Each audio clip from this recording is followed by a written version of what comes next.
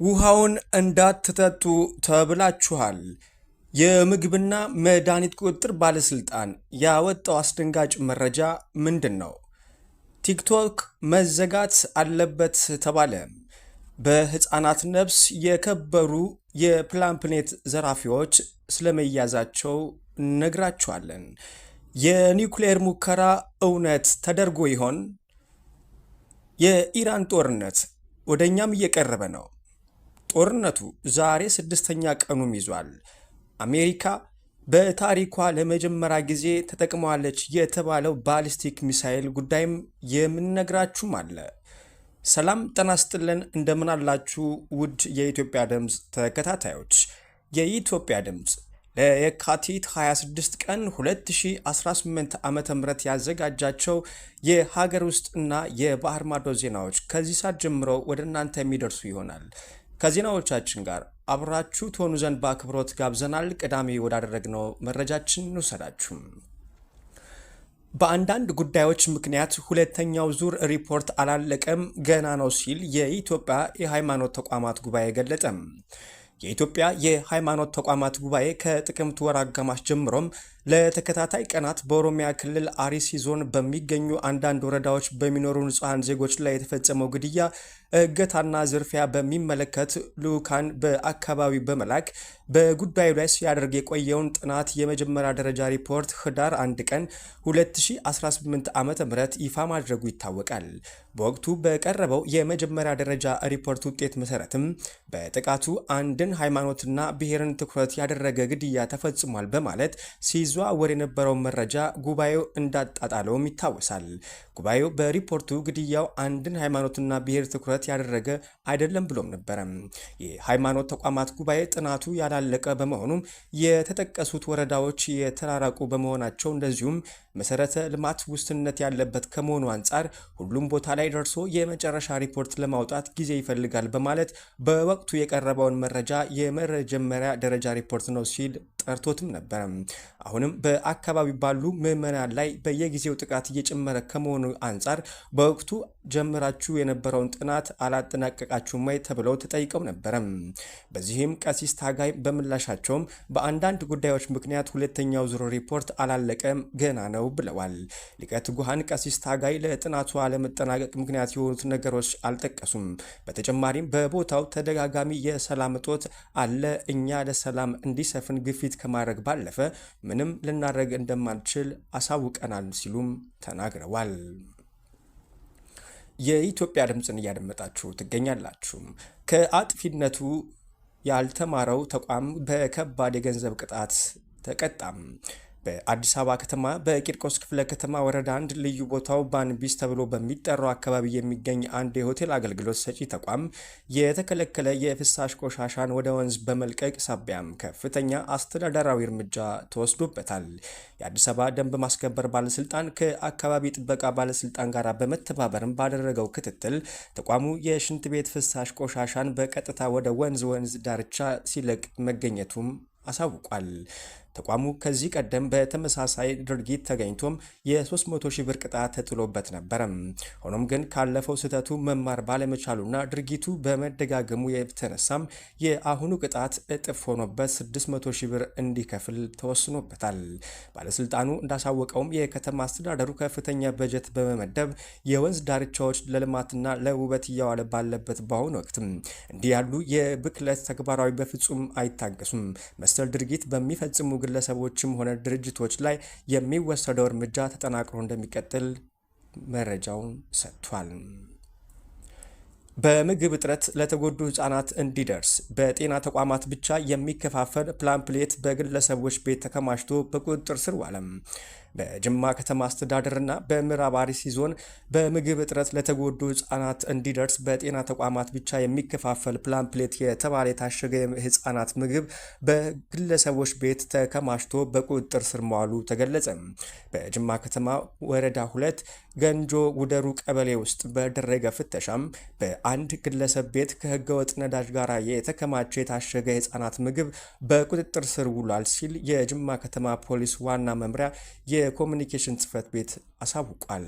እንደ ኮሚኒኬሽኑ መረጃም ከሆነ የካቲት 9 ቀን 2018 ዓ.ም በጅማ ከተማ አስተዳደር ወረዳ 2 ገንጃ ጉድሩ ቀበሌ ውስጥ ህገወጥ የነዳጅ ዝውውር ለመቆጣጠር በተደረገ ፍተሻ ወቅትም በአንድ ግለሰብ ቤት ከ43 በርሜል ቤንዚል ጋር 61 ካርቶን ፕላምፕሌት የታሸገ የህፃናት ምግብ በቁጥጥር ስር መዋሉን ገልጸዋል።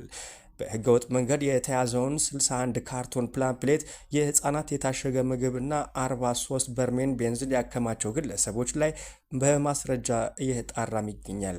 በተመሳሳይ በምዕራብ አርሲ ዞን ንስቦ ወረዳ ውስጥም በመንግስት ተሽከርካሪ በድብቅ ተጭኖ ሲጓጓዝ የነበረ የታሸገ የህፃናት ምግብ በቁጥጥር ስር መዋሉም ፖሊስ ገልጿል። ዜጎች ፋይን የተሰኘውን የታሸገ ውሃ እንዳትጠጡ ተብላችኋል። ይህንን ያለው የአዲስ አበባ ከተማ አስተዳደር የምግብና መድኃኒት ባለስልጣን ነው። የአዲስ አበባ የከተማ አስተዳደር የምግብና መድኃኒት ባለስልጣን በገበያ ላይ የዋሉ ባች ነምበር 620 መለያ ቁጥር ያላቸው የፋይን የታሸጉ የውሃ ምርቶች ማህበረሰቡ እንዳይጠቀም ሲል አስጠነቀቀም። በተደረገው የላቦራቶሪ ምርመራ በውሃ ውስጥም ዝልግልግ ያለ ባዕድ ነገር የተገኘበት ሲሆን ይህም ለሰው ልጅ ጤና አደገኛ መሆኑም ተረጋግጧል። አምራች ድርጅቶቹ ከየካቲት 24 ቀን 2018 ዓ.ም ጀምሮም ምርቱን እንዳያመርትና ወደ ገበያ እንዳያሰራጭ የታገደም ሲሆን በገበያ ላይ ያለውን በ5 ቀናት ውስጥ እንዲሰበሰብ መታዘዙም ሰምተናል። ቲክቶክ መዘጋት አለበት ሲል ጋዜጠኛ ግሩም ጫላ ተናገረም። ጋዜጠኛ ግሩም ጫላ በሀገራችን የቲክቶክ አጠቃቀም ላይ እጅግ ጠንከር ያለ ትችት ሰንዝሯል።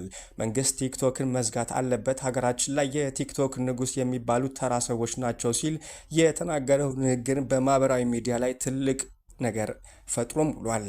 ይህ ጥሪ የሚያሳየው አንድ ትልቅ እውነት አለ። የይዘት ድህነት፣ እውቀትና ቁም ነገር ያላቸው ሰዎች ወደ ኋላ ተገፍተው ተራ የሚባሉና ትውልድን የማይገነቡ ድርጊቶች የቲክቶክ መንደር መቆጣጠራቸው ለሀገር ስጋት አልሆነም ወይ ሲል ጠይቋል። የሰዎች ስብዕና የሚሸረሸርበት፣ ግብረ ገብነት የሌላቸው ቪዲዮዎች እንደ ጀግንነት የሚቆጠሩበት መድረክ እስከ መቼ ይቀጥላል ሲልም ጠይቋል። መንግስት የዜጎችን ስነ ልቦና ከሚበክሉ የዲጂታል ቆሻሻ የመታደግ ኃላፊነት አለበትም ሲል ጋዜጠኛው መክሯል። ግሩም ጫላ እንዳለውም መፍትሄው መዘጋት ብቻ ወይስ ስርዓት እንዲይዝ ጥብቅ ቁጥጥር መደረግ አለበት? የሀገራችን የቲክቶክ ንጉሶች የሆኑትን እነማን ናቸው? በእውነት ሀገሪቱን የሚወክሉ ናቸው ወይስ ተራ ወረኞች ሲልም ጠይቋል። ቀጥለናል። የትግራይ ጊዜያዊ አስተዳደር በጦርነት ለተሳተፉ የፖሊስ አባላት መሬት የሚያገኙበትን አስገዳጅ ደንብ አጸደቀም። የትግራይ ክልል ጊዜያዊ አስተዳደር ከጥቅምት 24 ቀን 2013 ዓ.ም ጀምሮም ለ2 ዓመታት በተካሄደው የሰሜኑ ጦርነት የተሳተፉና በአሁኑ ወቅት በክልሉ ፖሊስና ማረሚያ ቤቶች ኮሚሽን ውስጥ በማገልገል ላይ ለሚገኙ አባላቱም ቤት የሚያገኙበትን ደንብ አጽድቋል። ውሳኔው የተላለፈው በክልሉ ላይ የተፈጸመውን ወረራ በመመከት ረገድ አባላቱ ላሳዩት የላቀ ጀግንነትና ታሪካዊ ጀግንነት የተሰጠ ነው ሲልም ባወጣው መግለጫ አሳውቋል። የአገራዊ ምርጫና የምክክር የጊዜ ሰሌዳ መገጣጠሙ በውጤቱ ላይ ጫና እንዳይፈጥር ምክረ ሀሳብ ቀረበም።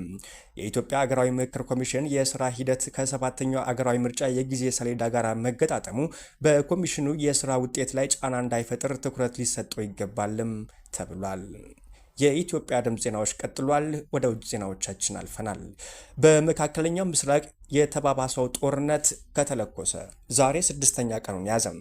ኢራን ዛሬም የተጠናከረ ጥቃቷን በእስራኤል በአሜሪካና በተለያዩ የቀጠናው ሀገራት ላይ እያዘነበችም ትገኛለች። አሜሪካ በኢራን የጦር መርከብ ላይ ላደረሰችው ጉዳትም መራር ሐዘን ይገጥማታል ስትል ኢራን አስጠንቅቃለች። በጥቃቱ መርከቧ በህንድ ውቅያኖስ የመስጠም አደጋ እንደገጠመው በዚህም 87 የኢራን ባህርተኞች መሞታቸውም ተገልጿል። የኢራን የውጭ ጉዳይ ሚኒስትር አባስ አራግቺም የአሜሪካ የባህር ኃይል የኢራን መርከብ በማስጠም የባህር ኃይል ጭፍጨፋ ፈጽሟል ሲሉም ከሷል። ለዚህ ድርጊትም አሜሪካ ከፍተኛ ዋጋ ትከፍላለች ሲሉም በማህበራዊ መገናኛ ብዙሃን ገልጸዋል። እንዲያም ሆኖ የኢራን ጦር አዘርባይጃን ላይ ጥቃት አላደረስኩም ሲልም አስተባብሏል። አዘርባይጃን ግን 2 የኢራን ሰው አልባ አውሮፕላኖች ጥቃት አድርሰው 2 ሰዎች መጎዳታቸውን አሳውቃለች። ኢራን ጥቃት ማድረሷን ብትቀጥልም አሜሪካና እስራኤል በጋራ ዋና ከተማ ቴህራን ጨምሮ በተለያዩ የኢራን ግዛቶች ላይ የተጠናከረ ጥቃት እያደረሱ መሆናቸውም ተነግሯል። በተለይም የሚሳኤል ማምረቻና የኒውክሌር ተቋማት ዋና ኢላማዎችም ሆነው ቀጥለዋል። የእስራኤል ጦር ኃይል በበኩሉ ባለፉት 24 ሰዓታት ሊባኖስ ውስጥ ከኢራን ጋር ትስስር ባለው የሂዝቦላ 80 ይዞታዎች ላይ ጥቃት ማድረሱ ማሳውቋል። አሜሪካ እና እስራኤል ባለፈው ቅዳሜ ድንገት በኢራን ላይ በከፈቱት ጥቃት የሀገሪቱ የሃይማኖት መሪ አያቶላ አሊ ካሜኒ መገደላቸው ተከትሎም በተባባሰው ጦርነት ከ1200 በላይ ሰዎች ኢራን ከ70 የሚበልጡ በሊባኖስ እንደዚሁም በርካቶች እስራኤል ውስጥ መገደላቸውን አሶሺየትድ ፕሬስ ዘግቧል። እስራኤል የደቡብ አፍሪካን ኢኮኖሚ ሽባ አድርጋለሁ ስትል ዛተችም። በመካከለኛው ምስራቅ የተቀሰቀሰው ግጭት አድማሱን እያሰፋ አሁን ደግሞ ወደ ዲፕሎማሲና ኢኮኖሚያዊ ጦርነት ተሸጋግሮ አፍሪካ ደርሷል። እስራኤል የደቡብ አፍሪካን ኢኮኖሚ ሽባ እንደምታረገም ዝታለችም። የደቡብ አፍሪካ በአሜሪካ እስራኤልና ኢራን መካከል ላስታርቅ ማለት ለዚህ ቁጣ ምክንያት ሆኗል ተብሏል። እስራኤል በደቡብ አፍሪካ ላይ እጅግ ጠንካራ የተባለ ማስጠንቀቂያም ሰጥታለች። የቴል አቪቭ ባለስልጣናት ደቡብ አፍሪካ የምትከተለው ጸረ እስራኤል አቋም ዋጋ ያስከፍላታልን ብለዋል። እስራኤል የሀገሪቱን ኢኮኖሚ ሙሉ በሙሉ ሽባ የሚያደርጉ እርምጃዎች እንደሚወስዱም ዝተዋል። ተመራማሪዎች የኒውክሌር ሙከራ መደረጉን የሚያሳዩ መረጃዎች እያወጡ ይገኛሉ። በኔቫዳ የጦር ሰፈር አቅራቢያም የተከሰቱ ተከታታይ የመሬት መንቀጥቀጦች የኒውክሌር ሙከራ ሳይደረግ አልቀረም የሚል ስጋት ፈጥረዋል። በኔቫዳ ግዛት በሚገኘውና ለከፍተኛ ሚስጥራዊ የጦር መሳሪያ ሙከራዎች የሚታወቀው የቶፓድ የሙከራ ጣቢያ አቅራቢያ ባለፈው አንድ ሳምንት ውስጥም ከ100 በላይ የመሬት መንቀጥቀጦች መመዝገባቸው ተከትሎ ከፍተኛ መነጋገሪያም ሆኗል። ይህ ራቅ ያለ ወታደራዊ ክልል ከላስ ቬጋስ በስተ ሰሜን ምስራቅ የ3 ሰዓት ያህል መንገድ ርቀት ላይ የሚገኝም ሲሆን ኤሪያ 51 ተብሎ ከሚጠራው ዝነኛ የሚስጥራዊ የጦር ሰፈር ጋራም አዋሳኝ ነው። እንደ አሜሪካ የጂኦሎጂ ጥናት ተቋም መረጃ ከሆነ ባለፈው ሳምንት ውስጥ የተመዘገቡት መንቀጥቀጦች በሬክተር ስኬል 1 እስከ 4.3 የሚደርስ መጠን ያላቸውም ናቸው ብሏል። ከነዚህም መካከል እሁድ ዕለት ከቶናፓ ከተማ በስተ ሰሜን ምስራቅ 48 ማይል ርቀት ላይ የተከሰተው የ4.3 መጠን ያለው መንቀጥቀጥ በጠንካራነቱ ቀዳሚው ስፍራ ይዟልም ብሏል። በመጨረሻ አሜሪካ በኢራን ጦርነት መካከል ሚኑትማን የተሰኘውን ባሊስቲክ ሚሳኤል መሞከሯም ተሰምቷል። በኢራን ውስጥ ጦርነት እየተፋፋመ ባለበት በዚህ ወቅትም አሜሪካ በካሊፎርኒያ የባህር ዳርቻ አቅራቢያ የሚኑትማን 3 አህጉር አቋራጭ የባሊስቲክ ሚሳኤል ሙከራ አድርጋለችም ተብሏል። ይህ ሚሳኤል በሂሮሺማ ላይ ከፈነዳው ቦምብ በ20 እጥፍ የበለጠ ኃይል ያላቸውን የኒውክሌር አረሮች የመሸከም አቅም ያለውም ሲሆን ከሰዓትም 15000 ማይል በመጓዝ እስከ 6000 ማይል ርቀት ላይ የሚገኙ ኢላማዎችን መምታት ይችላልም ተብሏል። የሚሳኤል ሙከራው በማርሻል ደሴቶች አቅራቢያ የሚገኘውን ኢላማውን በትክክል መምታቱም ተገልጿል። ፔንታጎን ሙከራው መደበኛና ከዓመታት በፊት የታቀደ መሆኑን ቢገልጽም ፕሬዝዳንት ትራምፕ ከጥቂት ቀናት በፊት ትልቁ ነገር እየመጣ ነው ማለታቸውም ይታወሳል። ሙከራው መደበኛ ይሁን አይሁን የተደረገበት ወቅት ግን ለዓለም መልእክት የሚያስተላልፍ ሆኖም ተገኝቷል ሲል ኒውዮርክ ታይምስ አስነብቧል። ውድ የኢትዮጵያ ድምፅ ተከታታዮች የኢትዮጵያ ድምፅ ለየካቲት 26 ቀን 2018 ዓ.ም ያዘጋጃቸው ዜናዎች እነኝን ይመስላሉ። ከዜናዎቻችን ጋር አብራችሁ ስለነበራችሁም ከልብ እናመሰግናለን። ሰላምን ተመኘን።